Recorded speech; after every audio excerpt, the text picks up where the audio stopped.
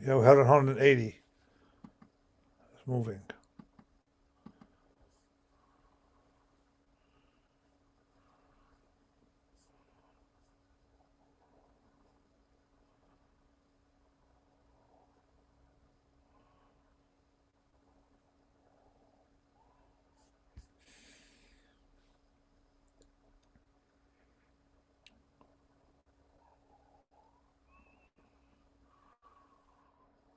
Great. Thank you very much to everyone who is watching us online.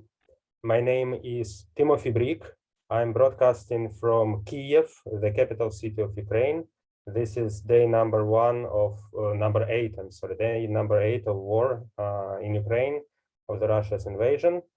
Even though I'm in Kiev and I'm relatively safe, I stay here in, in my shower, which is my Argent shelter. This is the closest where I can go. I highly recommend to all Ukrainians and Ukrainian students who are watching us to move to their shelters and safe places. Even though I'm in Kiev and I'm safe, we're reading news about combats and battles in other cities in Ukraine, including the city of Energodar, where nearby one of the largest nuclear power plants in Europe. And not only we Ukrainians are watching this news, the whole world is watching.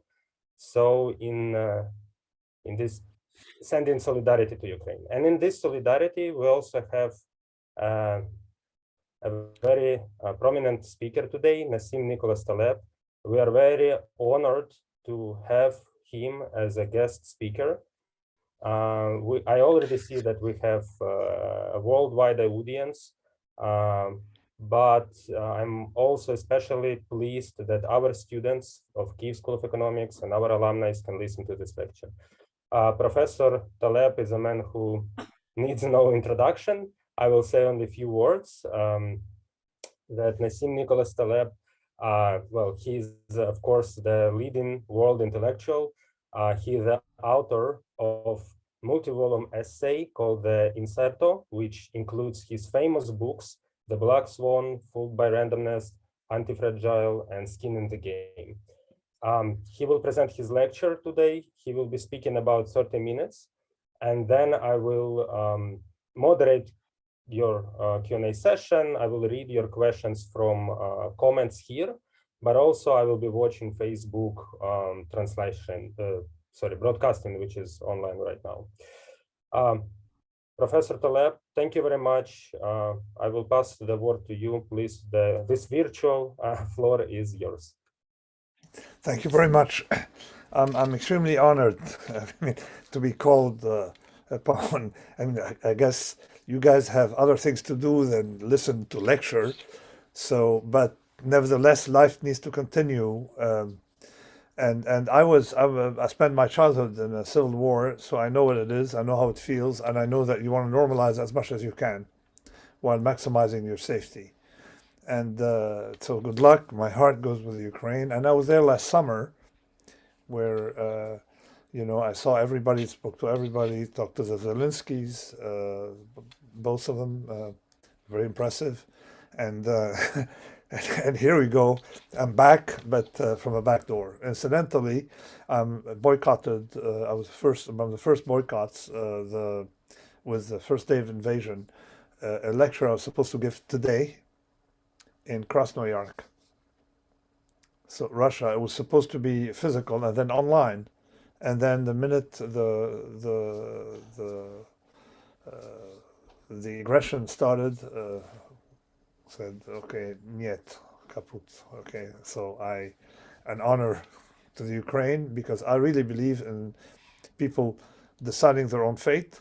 Nobody should tell you whether you're Russian or Prussian or whatever it is. You decide. So it's like a Belgian person can decide to be French or can decide to be whatever they want. Okay, it's your nobody can coerce you into an identity, particularly an archaic identity. So. Thank you very much support. So this lecture, I'm going to share screen, and this lecture is going to be a little technical in the beginning, but you're going to see why. It's just one function, convexity, and then I'm going to apply it to a lot of things, including what's happening in the Ukraine. or including what happens to things after shock. Uh, the So let me start with introducing myself. Okay. Sorry, no. So let me introduce myself. So how do I? Okay, so I'm the author, as you said, of the Inserto. I don't like to be associated with any of the members of the Inserto because they address the same problem, but they cover most of it. The most known is the Black Swan on some classes of uncertainty. I had a little bit of reverse, I would say, a curse, because so the path I followed is in reverse typically because my origin is a trader, and actually I was even a pit trader. So my when people tell me, hey, what's your identity? I started as a trader doing mathematical stuff, but I was my own mathematician as a trader, and then I started doing this kind of stuff, so research in retirement. And the first idea that came to me when I retired from trading is the idea of fragility and antifragility, because once you map fragility, we're going to focus on mapping fragility, you can understand antifragility. I also, most of my research focuses around what I call fat tails, thick tails, fat tails, heavy tails. What happens when a certain environment is dominated by an extreme. It's a winner take all. And the two fattest tail variables you can find on planet Earth are wars and pandemics. Okay, so so this is very cogent for someone in Ukraine who has witnessed both at the same time. We had probably a mild pandemic, and hopefully we'll have a mild war, but it's dominated in history. In other words, if you take the fat tail, means if you take the 100,000 technology stocks that have existed in history, you'll notice that maybe 4 or 5 would represent half the total return. See, if you take the wealthiest person today in America, he or she would be wealthier, regardless of when, today, tomorrow, would be wealthier than the bottom 3 billion taken together. So that's concentration, and that concentration affects random variables and requires a certain form of analysis. So this is what I'm focusing on. We're doing research papers. Of course, got involved in pandemics because they're driven by tail events, and of course wars. And people couldn't believe that the world was not getting safer. I said, okay, it's a fat tail variable. You need a much larger sample. You need 100, 200 more years to really figure out if the world has gotten safer. So when I stopped trading, I decided to have a life, as a researcher. When you trade, it's pretty much like being in war. It's too tiring. So your brain doesn't work fully. You're focused on one thing. You can't do it halfway. You got to really, it absorbs you at night, during the day, everything, even weekends. So when I stopped trading to do research, the first thing that came to me when I was looking at a coffee cup, I said, well, now I know why this coffee cup is fragile. Why is it fragile? Because it's nonlinear to shocks. So let's say you, Timofey, you jump 1 meter, right? You're going to get probably stronger jumping 1 meter, okay? Okay, you do that 10 times. It's okay, you can jump 1 meter 10 times. But definitely jumping 1 meter 10 times is different from jumping 10 meters once. You agree? Okay, 10 meters once, it'd be like, what the Russians want you to do.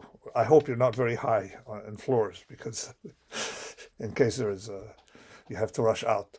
So I discovered one thing, that for the fragile, shocks bring higher and higher harm as intensity increases. So the average doesn't matter. So if I submit the coffee cup or this glass to a shock of 3, 10 times, it doesn't break.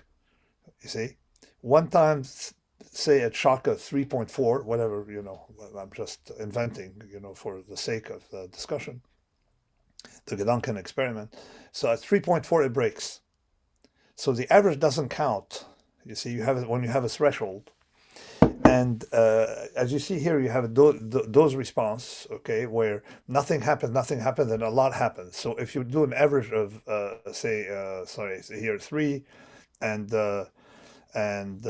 8, or 3, sorry, or you can do 2 and 6, okay. You can do 2. If you do 3, it doesn't get harmed. If you do 2 and 6, for an average of 3, it gets harmed. So you have nonlinearity coming from that. And this is necessary. Everything alive today is fragile at some point to a certain class of shocks. And let me give you the rationale. If you were linear in harm, not non-linear in harm like here, but linear in harm, okay, you would, and you were harmed by 1 time 10 meters, the same as 2 times 5 meters, the same as 10 times 1 meter, okay, you would be dead. Because basically just walking around Kiev, okay, would kill you. Just a little shock, the accumulation of shocks. So we are nonlinear to harm. So the small shocks don't matter. As a matter of fact, they help you. But the big shocks harm you. Okay, disproportionately. Well, this has a lot of consequences. So I started obsessing over this. And because my profession as a trader was basically this, working with these random variables that have second order effects, and constructing packages like options on which later that have this payoff. How will this lead us to, how people get better under stressor? That will come. So second order effects matter a lot without getting into the math. But so the idea to understand why averages don't matter is the distribution around the average matters a lot. In English, it's don't cross a river that is on average 4 feet deep. But translated into French is a convex function of an average is not the average of a convex function. Okay. So that's the main the main idea. For example, if you smash someone with this big stone, she or he will die. But if you break it up in small petals, not a problem. So there are nonlinearities coming from size that we cannot ignore. So this sort of was part of my profession as an option trader. Realizing that companies, they seem very stable under small stressors, but if they have acceleration of harm, it will show later on. So so for example, you're much more vulnerable, disproportionately vulnerable to a large deviation. Some companies, and this is what is what I declared as fragile. Fragile is something disproportionately nonlinear in harm, and there's practically nothing on earth that is nonlinear in harm. Okay. Everything is, I will see from medicine, is linear in harm. So, as you can see here, for example, just to have nonlinearity, you can observe it from nonlinearity. Is an elephant looks like a mouse. I mean, I don't know what you'd find cuter, an elephant or a mouse. I think I prefer the elephant. The elephant is metabolically more efficient. The elephant has a heartbeat of something like 40 beats per minute. The small mouse, the Tuscan shrew, has 250 beats per minute. It's not efficient. The elephant lives 50, 60, 70 years. Mice live a couple of years, 2, 3 years. Okay, so you would think there'd rather be an elephant in life than a mouse. No, because if an elephant falls just a little bit, it breaks a leg, it's gone. Whereas the mouse, no. And you can see it at their legs, disproportionately. The main difference between them is that as you grow in size, you get disproportionately, you have nonlinear effect on how much larger your footprint needs to be.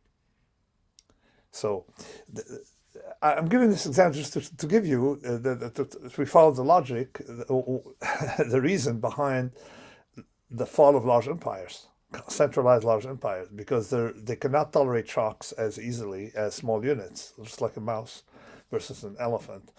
And this we know from the physical attribute of the system.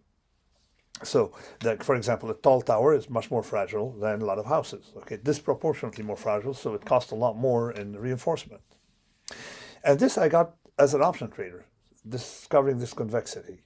Okay, an option is something that has a strike price, and then you see this nonlinearity. There's this curve, and as an option trader, I'd rather have the market end half the time at 80, half the time at 120, rather than once on all the time at 100.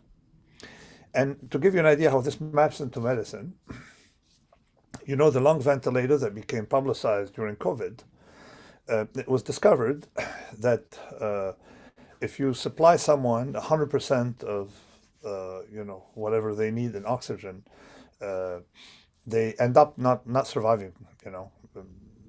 They have a poor survival rate. But you improve the survival rate very much by giving them half the time 80%, half the time 120% of the average they need. And they did better. So they are, in a way, what I call convex to uncertainty. Convex to uncertainty is very simply, you'd rather have half the time less, half the time more, than 100% of the time the same amount. And if you are convex to uncertainty, you are antifragile over that span, okay? And if you are uncertainty, randomness, variability, and if you are concave, okay, you are fragile, okay, over that span. So by theorem, I started working on papers, and you can basically, there's a cluster we call the disorder brothers, okay? If you like one, you like them all. So if you like variability, you like stressors up to a point, okay? If you like, randomness, you like entropy, of course, and you like time. This does not like time because it doesn't like volatility. If I leave it on a table over time, eventually some event will happen that will break it. It's nonlinear to harm. So this nonlinearity is explained. I mean, I don't want to bug you too much. Incidentally, you can either get this book for free downloaded, I'll give you the link, or you can Google it, you'll find the link. Everything's for free. Or you can probably get, but don't tell my publisher, Antifragile for free somewhere. If you don't, let me know. But if you live in Kiev, of course. But the ideas are explained in a lot of scientific papers, and in, of course, Antifragile, what I'm going to talk about. So that some things like randomness and variability. Now, this is, again, convex or concave. If you're convex, you like half the time 80, half the time 120, rather than all the time 100, and vice versa. And this is a great way to understand the difference, okay? That if you're convex. Conversely, I can say if you have a curve, if for, say, an event up 10%, you make more money in the markets, that's what an option does, then you lose if the market goes down 10%, you are convex. And if you lose 10%, you lose more at down 10%, then again, you are concave. That's basically one way to view it. In the long run, if you're convex and you don't pay for it, you're going to do very well. We'll on that later. So now let's look at medicine. Life is nothing but an S-curve in medicine. Everything that has a floor is a convex from a floor. And everything that has a ceiling is concave to the ceiling. Okay, everything is an S-curve in medicine, all right?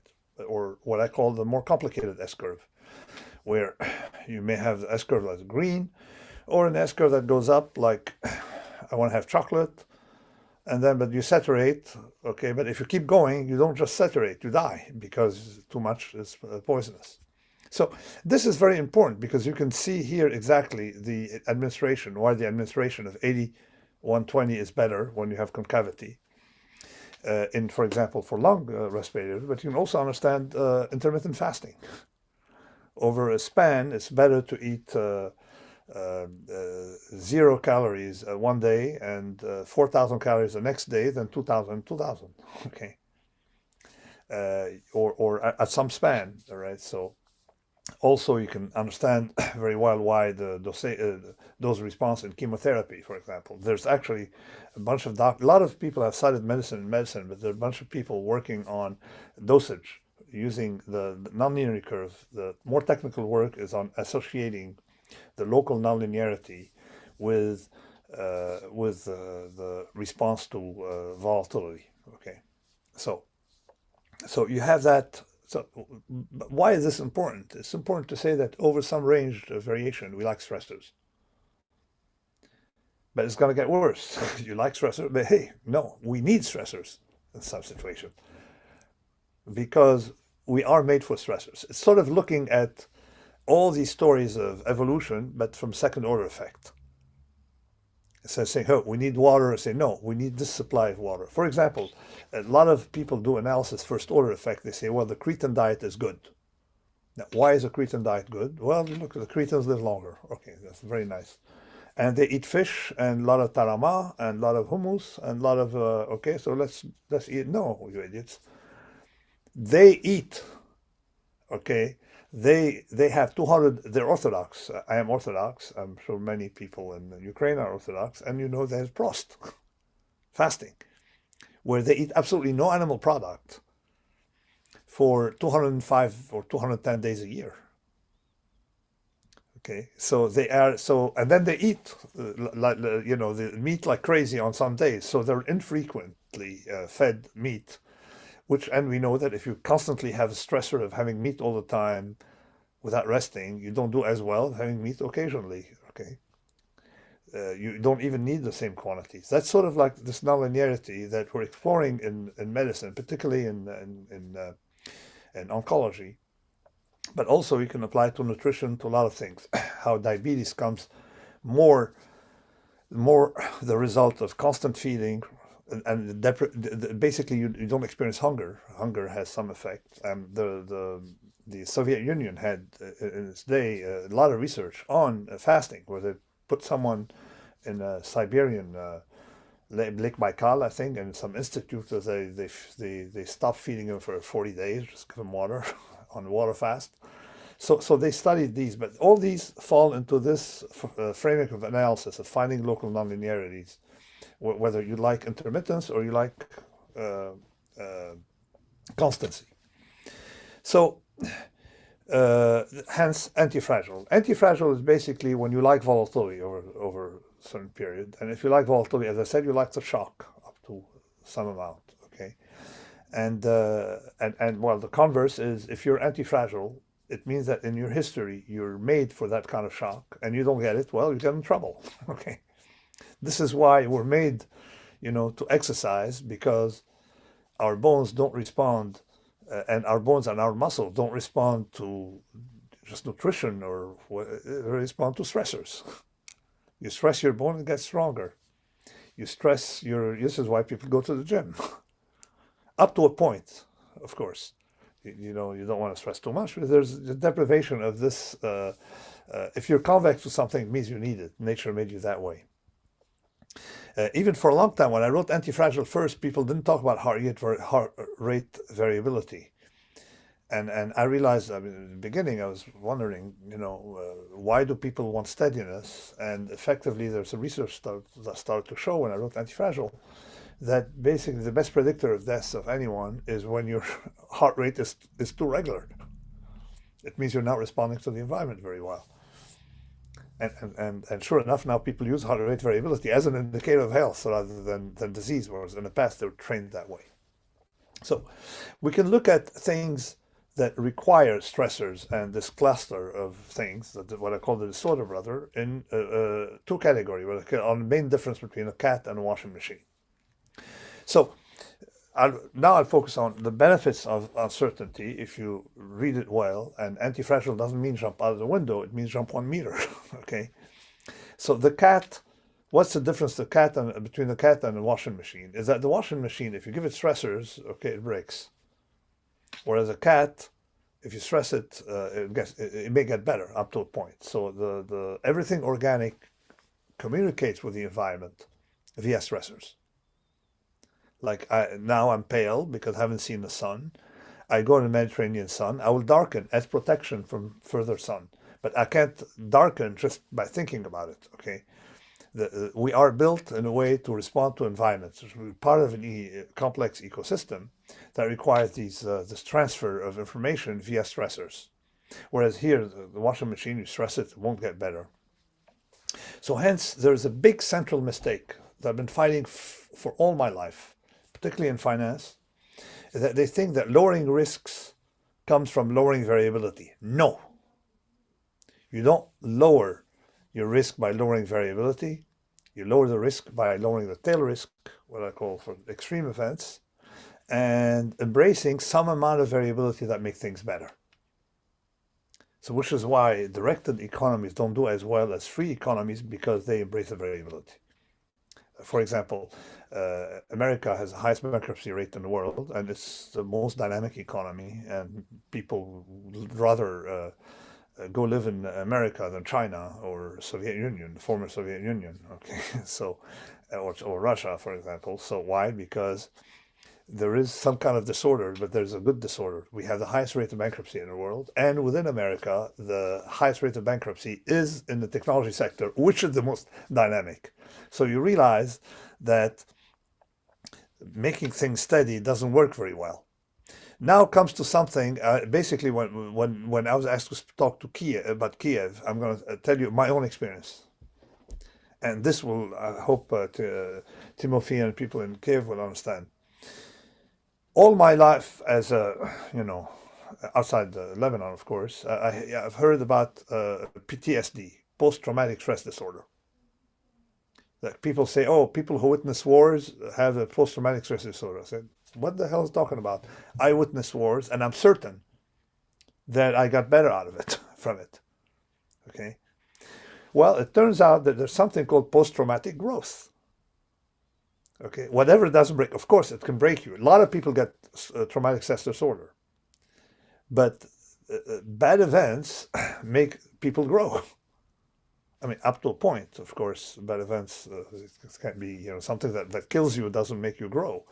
But so there's something called post-traumatic growth, and psychologists don't talk about it. All they talk about is disorder, and the idea that nobody's going to make any money selling you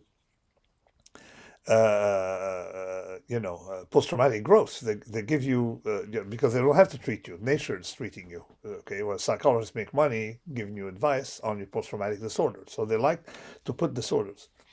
And the whole attitude I have towards medicine and everything is, especially antifragile, is when I'm very sick, I don't go to the doctor. I go to 4 doctors.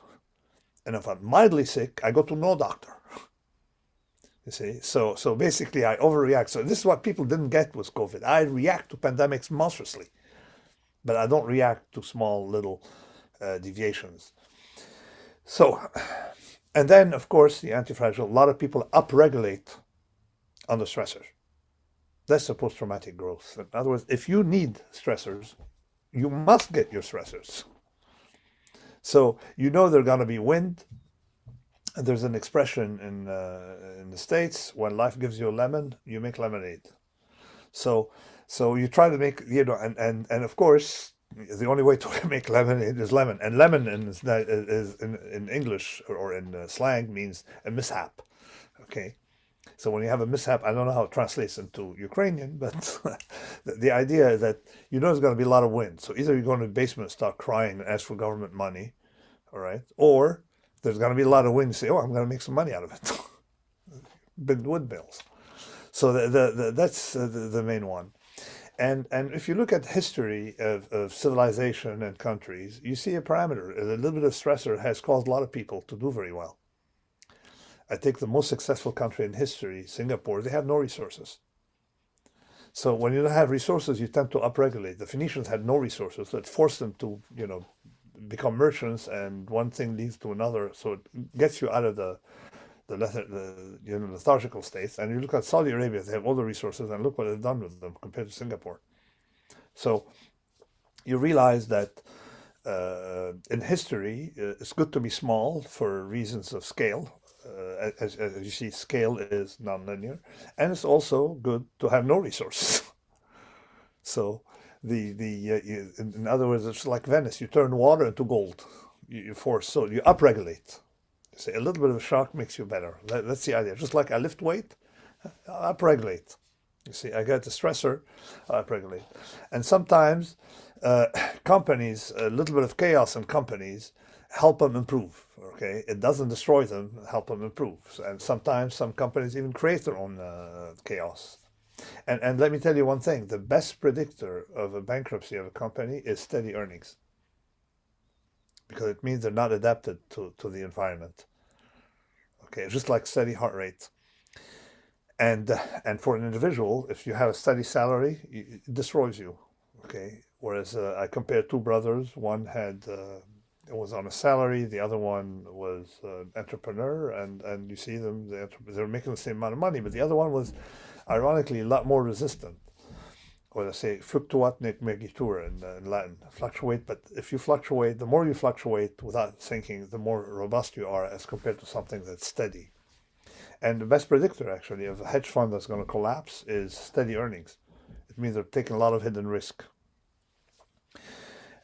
And of course, the American economy proved to be anti-fragile from this. And evolution, basically, is the mother of all gainers of convexity, because it benefits from optionality. And let me show how this adaptation mechanism works. If you, it's simple, if you, let's say you make mistakes if you have parthenogenesis, in other words, you don't have a sexual reproduction, but you reproduce yourself. If you reproduce yourself exactly as you are without variation, it's not gonna do. You're not gonna do very well. The environment may change. You won't survive. If you make mistakes and you reproduce yourself into many kids, once in a while, it's sort of like a fax machine that makes a mistake. Okay, printing mistakes or produces a slightly different organism. So if it doesn't work, so what? If it benefits, it gets better. So the best way is to make small mistakes, but not too many. Because if you reproduce with too much variation, then you won't retain the benefits of previous adaptations. So you need to have a small rate of mistake. Okay. And of course, when you have sexual reproduction, you have a lot of kids. You have variation between them. You don't want them to be too far apart genetically, but you don't want them to be too close. Okay, you want them to have dispersion, so some would survive. So, finally, now let me talk about my idea of Black Swan of high unpredictability. The way to navigate uncertainty is via what I call anti-fragile payoffs that have small downside, big upside, and how this links to this whole story. This, as we can see in front of us, is commonly known as the wheel, invented about 6,000 years ago, but look how long it took to figure out how to put, I know you guys are probably too young who are observing to remember the days when I was carrying suitcases without a wheel. And believe me, it ain't funny carrying suitcases like that. You need a trolley. You can't find a trolley. In the old days you had to put $1 in the machine, and the machine would never work. Okay, so the carrying this in this small technological thing to go from the wheel to this, okay, it took 6,000 years. So you would say, okay, it's very hard to have that idea. Likewise, people built these pyramids in Central America without the wheel. You'd think so. No, they had the wheel, but they used it for toys. So our imagination is not good enough for us to figure out what's happening. But when you have a convex payoff where you have more upside than downside by tinkering, then that can approach things. So what I call the philosophical stone is as follows. I'd rather be anti-fragile than smart. So in other words, have more upside. So let's say you make an error, it costs you $1, okay? Or you make an error, it makes you $2, all right? So that's your convex error. Okay, half the time you lose, but you lose a little. Half the time you make, but you make bigger. So you're anti-fragile to ours. Actually, you don't even have to be right half the time. You can be maybe right 1 in 100. Okay, that's a tinkering, trial and error. And we don't have the imagination to understand the world far ahead very well. But by tinkering, we can understand what's going on. So let me stop and sort of summarize and link to the situation.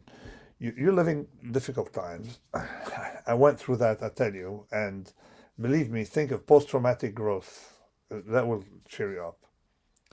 I mean, our war in Lebanon lasted great part of my life, and it lasted more than a decade, and it was really completely met because it was still within neighborhoods, and as you can see, we're familiar to that, and the bad guy, you never know who the bad guy is because things turn, okay, so. So try to say, okay, this is gonna make me tougher on this, tougher on this. It helps a little, of course, and of course you have to fight. It upregulate things. An army that haven't seen a war like these Russians probably are not going to do very well, particularly that they don't have skin in the game fighting, in a remote place from their place of origin, populations who live there and cares about it. Anyway, so. But in general, I said how we can go from the concept of fragility, this is fragile, to nonlinearity, to everything nonlinear, either loves or hates, volatility within within a range, and to why we need volatility within a range. Why we go to the gym, it's the same idea. Why we need stressors once in a while, all kind of stressors, and you can generalize to many things. Okay, but upregulating is something that people underestimate. But let me tell you one thing. I remember during the war in Lebanon, what struck me the most is that I was stuck like you. You're hiding now. Is you want normalcy, but then you read voraciously. See, because at the time there was no internet, and I hope you keep the internet, and I'm sure Elon Musk will help to make sure it still works. But there was basically no internet in my childhood. But so we had books, okay, and you create books, and it made me, it made me love literature, love books, just being stuck in that hiding in that underground for months and months on end. Anyway, so thank you very much, and as you say, Slava Ukrainia, and Героям слава. Thank you very much for your lecture. let me stop and take the Q&A. Sure. Yeah, well, thank you both, and for the lecture and for your kind words in the beginning and in the end. We have a lively chat where people usually say hello and the country they're from, and there are several questions in Q&A. And I guess I will read some. I will prioritize those that are related to current events, and then I will read others. And there is one question which is very straightforward. There is one person, Augustine, who says that we must understand that Ukraine is fighting the enemy that has his finger on the red button. We are under the threat of getting the big shock as Putin is able to drop a nuclear bomb. So what do we do in these circumstances? Okay, And let me talk about the note. Everybody's in the West is scared of the following idea. Let's think about it. He who pushes the red button in Moscow is going to be dead. So you realize what they'll be doing is suicide. So you hope, and then the other thing is it's more than one person involved in pushing that button. Okay, so you get the idea. So he who pushes that button knows, he or she knows that it's 100% suicide. Okay, so that was the idea that prevailed, the mutually assured destruction. But now, one thing is that we know that Mr. Putin, or Vladimir Vladimirovich, is not stable. We see it, okay? Nobody stable would make these threats. And he's threatened. Now, the other thing is, they say, okay, if the NATO helps more explicitly Ukraine, okay, he will use nuclear weapons. But he's threatened over sanctions. Someone who threatens, why would he threaten over sanctions? So either he's telling you it doesn't make a difference. Okay, I'm going to use them anyway. You see, I want to commit suicide. So you got to realize that it's actually an encouragement for NATO to help more explicitly. And then I don't understand why Ukraine doesn't ask for NATO's help for Poland. Hey, bring your, just like Russia came in, you're welcome in. This is, you're my guest. Bring your soldiers and bring your tanks. You get the idea. So I don't know if he's acting very rationally there, and I don't know how Russia is built for the coup and military coup, but visibly he's sitting so far from his advisors that something's going on. Okay, Yeah. but also I admire, of course, Zelensky. Without him, this wouldn't have. I mean, nothing. This enthusiasm for the Ukraine wouldn't have happened. Yeah, thank you. I think the whole world now is admiring him for that. There is a question related to your lecture. So one person, Yes. Patrick Cleary, he asks, how can we build an anti-fragile security agreement that provides security to smaller nations, but also I don't does know not if threaten?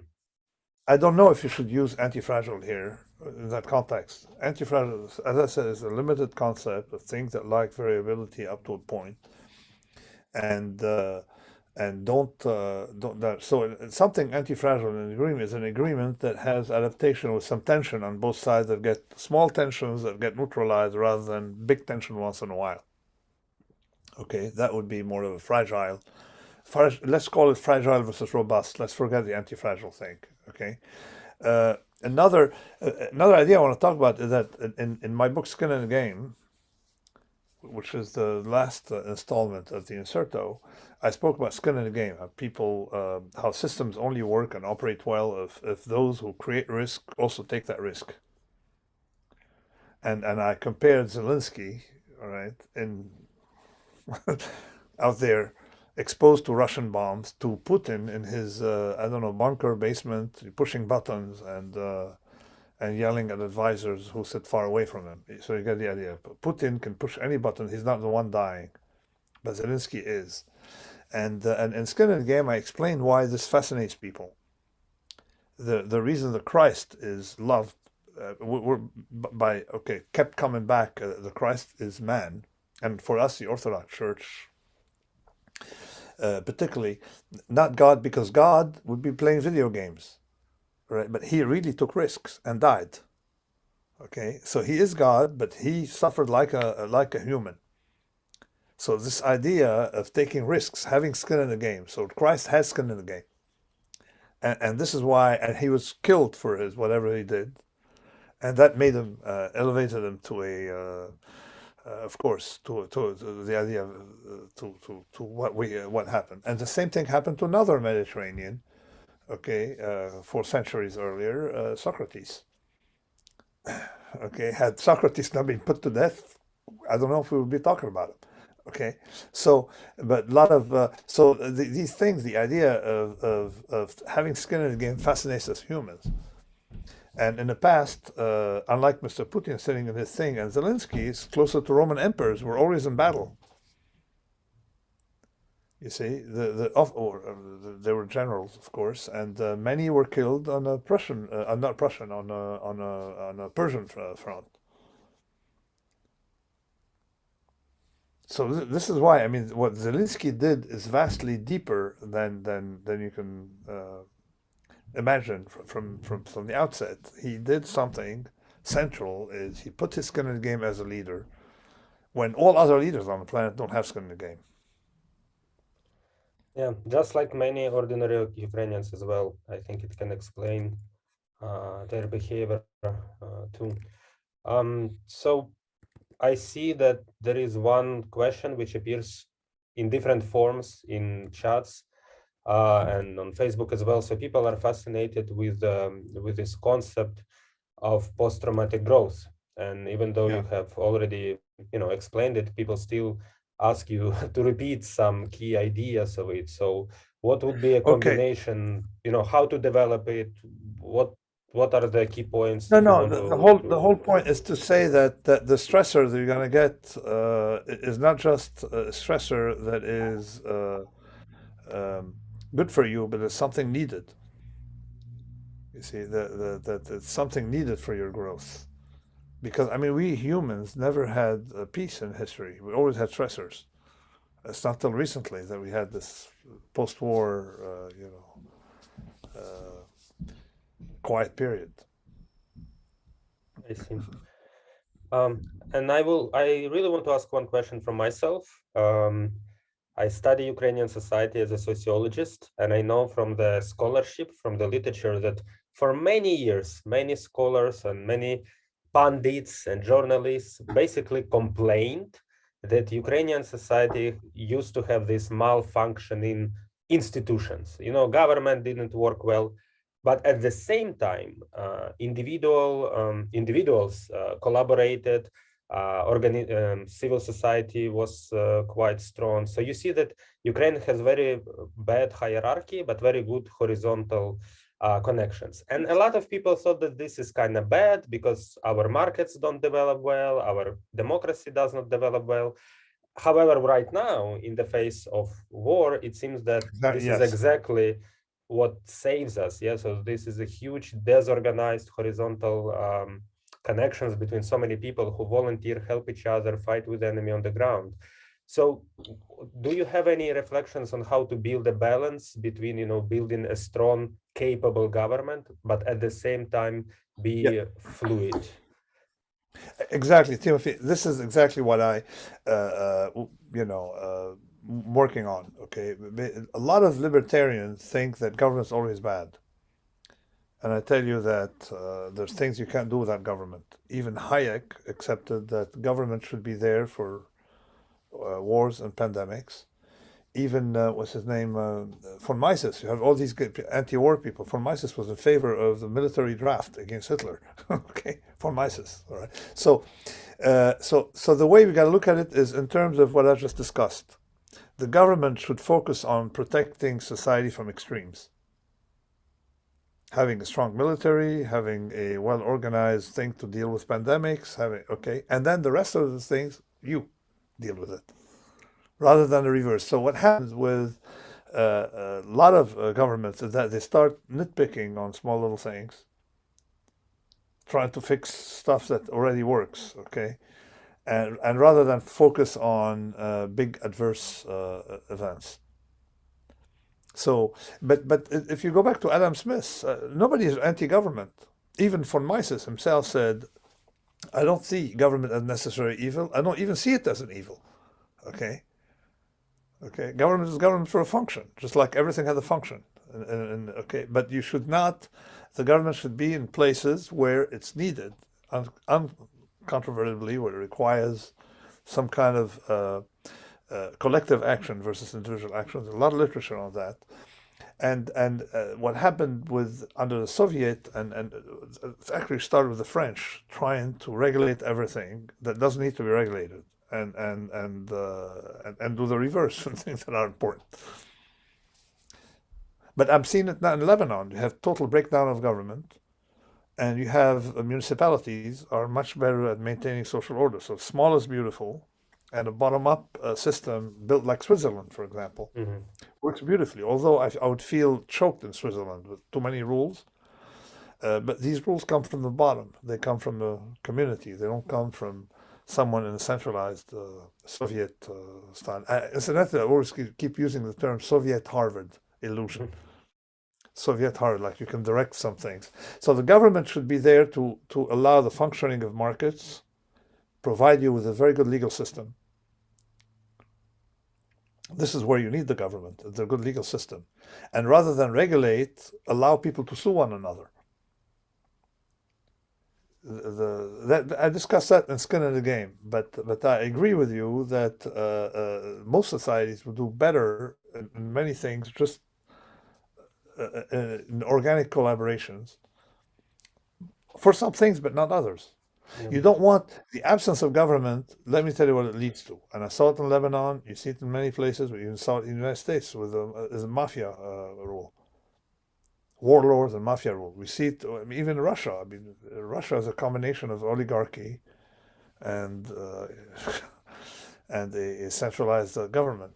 Sometimes they coexist. You have a mafia rule, that becomes legit in some places in alliance with the government rather than just a pure benign democracy as of the type we have in the Anglo-Saxon world and most of Western Europe. Yeah. I also noticed that several people, for some reason, try to push you and say something about Pinker and his ideas about world peace and safety. Okay. I- No, we debunked them. Pinker is not a scholar. He's a journalist. He doesn't understand the difference between statistically significant, the statistically significant and the factual. So in that sense, I wouldn't pay attention to Pinker because he doesn't understand elementary statistical properties. He said, "Oh, violence has dropped. Look, we have this data set." And our response to Pinker is that it's fat-tailed process to claim that violence has dropped. The inter-arrival rate of wars, such as World War II, is something like 102 years, 10 years, something like that. So you can't really proclaim it based on, oh, we have evidence there's no war. Look, haven't been any war for a few years. We had a period between Napoleon and the First War where you had no wars in Europe. Okay, and then suddenly it exploded. So I wouldn't. So the problem with Pinker is methodological. So a scholar can be wrong, okay, but here it's not even a level of scholarship because when you write a scientific paper, you have to use a methodology to say this is statistically significant. And the properties of war are such that statistically significant means a much longer period of peace. Yes, well, this is a message also to all our students who are listening. Please use proper methodology. Use proper methodology. Exactly. I mean, don't use sin-tailed process for fat-tailed process. Another way people use sin-tailed mistake for fat-tailed is when they say, well, Ebola or killed only 2 people, so therefore it's risk-free compared to heart attacks. When heart attacks are thin-tailed, they don't double from year to year, but pandemics can be multiplied by 100. And sure enough, we used that at the beginning of the pandemic, where they said, you have higher risk of drowning in your swimming pool than dying of COVID. Well, that was at the beginning, but COVID has properties so unstable that you cannot really make an inference based on the same sample size methodology. It's not Gaussian. So that's sort of like what I focus on. In this, you can download the PDF and it has cartoons in it, right? Oh yeah, people in the chat already shared all the links. They have self-coordinated. I think it will be the last question because we don't want to take a lot of your time. There is also a demand in the chat. People are interested in sanctions. Can you reflect from your position whether sanctions to Russia can be treated as a stress that will make them stronger, or if this is something? Okay, a mild else? sanction, like the sanction that happened last time, effectively made some sectors stronger in Russia. Like someone went to Italy, bought cows or something, and started making mozzarella because they would sell mozzarella, something like that, right? So mild sanction, drastic sanctions destroy a country. Particularly that a country today cannot live in autarky. You see, globalization is there to stay, some degree of globalization, and you exclude people from financial markets. They cannot export goods. And then you have voluntary sanctions, like American companies that don't want to buy from Russia, and technology, people making chips that don't want to sell to Russia. So you end up having really crippling the place.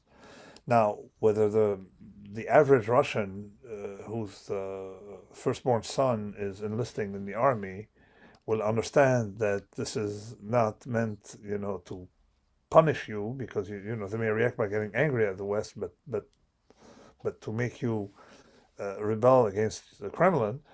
Okay, I'm not sure. I mean, something got to be done. In marketing the idea to Russians that we love you, but we don't like your government. Something that was not communicated early on very well with the Iranians. Yep. Hey, we love Russians, but we hate the Kremlin. All right. So got to come with that, and we're not punishing you. We're punishing Putin, and he's punishing you.